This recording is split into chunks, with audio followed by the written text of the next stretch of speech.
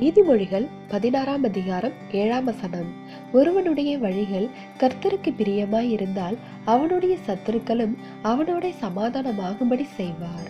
கிறிஸ்துவுக்குள் அன்பானவர்களே, நம்முடைய வாழ்க்கை முறை, குணநிலை, செயல்பாடுகள் போன்றவை வேத வார்த்தைகளுக்கு ஏற்ப இருக்க வேண்டும். அப்படி இருந்தால்தான் கர்த்தர் நம்முடைய வாழ்க்கையில் செயல்பட முடியும்.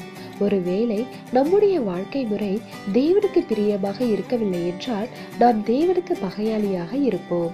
அங்கே கர்த்தர் நமக்காக செயல்பட முடியாது. ஏனென்றால் நாம் அவரோடு இருக்கவில்லை.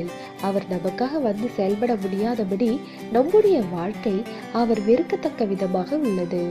சவுல் தேவனுக்கு இசைவாக இருந்தபோது பெலிஸ்தியர்கள் மிக பலமான இராணுவமாக யுத்தத்திற்கு வந்தபோதும் அவனால் அவர்களை தோற்கடிக்க முடிந்தது. ஆனால் சவுலின் இராணுவம் பலமானதாக இருந்த ஒரு காலகட்டத்தில் பெலிஸ்தியருக்கு முன்பாக அவன் வீழ்ந்து போனான். ஏனென்றால் அவன் ஏற்கனவே தேவனுக்கு எதிரியாகி விட்டான்.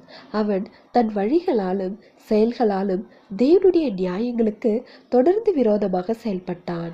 எனவே தேவன் அவனுக்கு அனுகூலமாக எதையும் செய்ய முடியவில்லை. தேவனுடைய பிள்ளைகளே, நம்முடைய வழிகள் முதலாவது கர்த்தருக்கு முன்பாக பிரியமானதாய் இருக்க நாம் கவனமாய் இருக்க வேண்டும். அப்போது அவர் நம்முடைய சத்துருக்களை கூட சமாதானம் அடைய செய்து விடுவார். தேவனுடைய கிருபையும் இரக்கமும் நம் அனைவரோடும் இருப்பதாக. ஆமென்.